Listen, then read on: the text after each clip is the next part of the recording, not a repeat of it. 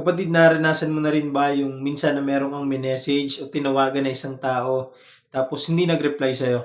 Minsan sinisinzone ka pa o kaya hindi sumasagot sa mga tawag mo. Minsan pinapatayan ka pa. Diba kapag sila naman yung may mga kailangan, biglang sobrang active, gusto sagutin mo agad yung kanilang pagtawag. Nakakatawa, di ba? Pero alam mo, kapatid, minsan ganyan tayo sa ating Panginoon.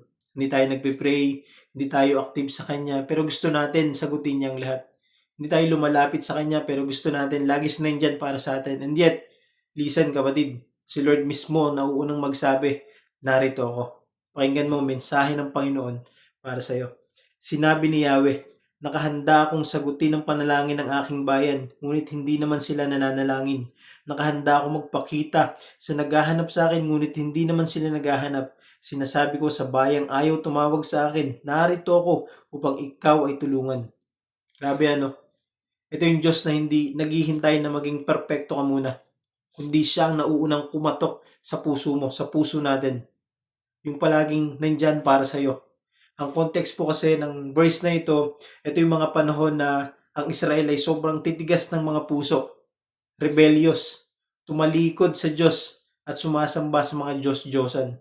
Pero imbis na i-reject sila ng Panginoon, nagpakita pa siya sa kanila ng kabutihan. Nag-offer pa siya ng tulong sa kanila. Nagpakita pa siya ng mercy sa kanila. Nag-provide pa rin siya ng provision sa kanila. This verse reveals God's initiative, God's availability, God's mercy. Kahit sobrang undeserving tayo. Ito ang Diyos na hindi distant. Ito ang Diyos na hindi matigas, hindi nagtatampo, hindi nagbabago. Ito ang Diyos na handang lumapit kahit hindi siya tinatawag. At mababasa pa natin ang iba pang mga mensahe ng Diyos para sa iyo, para sa atin. Sa Jeremiah chapter 29 verse 13, you will seek me and find me when you seek me with all your heart. Pinapangakuan niya kapag hinanap mo siya, magpapakita siya. At sa James chapter 4 verse 8, draw near to God and He will draw near to you. Ikaw man ang unang lumapit o siya man ang unang kumulabit, ang mahalaga God's response. Sa Psalms chapter 145 verse 18, the Lord is near to all who call in Him. Lumapit ka lang at naroon siya.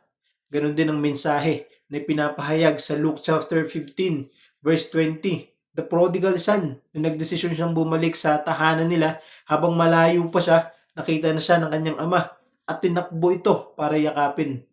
Hindi pa nakakalapit ang anak, pero tumakbo na ang ama sa kanya. Ganon din ang puso ng Diyos para sa atin. Sa Revelation chapter 3 verse 20, I stand at the door and knock. Si Lord mismo nangunguna. Siya ang kumakatok. Kapatid, let's be honest. Marami sa atin ang hindi nagpe-pray, hindi nagbabasa ng Bible, hindi lumalapit sa Panginoon, pero sa kabila nun, protektado ka pa rin. Ginigising ka pa rin niya araw-araw. May provisions ka pa rin na natatanggap. May peace ka pa rin na kahit hindi mo na maintindihan kung saan nagmumula. Bakit? Because God is still whispering. Sabi niya, narito ako upang ikaw ay tulungan. Hindi kanya tino-turn away. Hindi siya napapagod, tawagin ka. Hindi siya sumusuko sa'yo.